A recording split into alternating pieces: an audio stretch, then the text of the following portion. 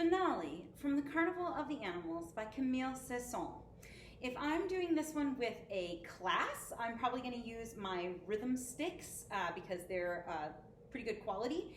If I'm doing this one with an entire grade level, say as a finale at the end of an animal themed program, yes, I have totally done that, I would probably use wooden dowels, which are a lot cheaper to get for an entire grade level. So right now I'm going to demonstrate with my rhythm sticks, but you are welcome to use just the cheapest sticks possible. So we're going to do some movements with our sticks.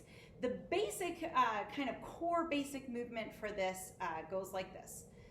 Fast, fast, fast, fast, slow, slow, fast, fast, fast, fast, slow, slow. It's kind of a windshield wiper movement. Fast, fast, fast, fast, slow, slow, fast, fast, fast, fast, slow, slow. Then we swoop as a figure eight like this.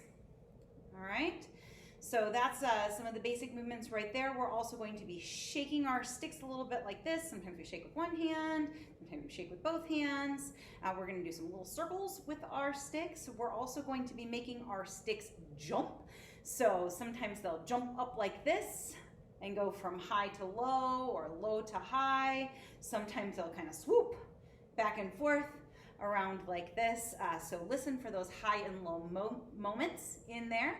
And with that combination of things, you can do the finale from the Carnival of the Animals using some rhythm sticks. Here we go.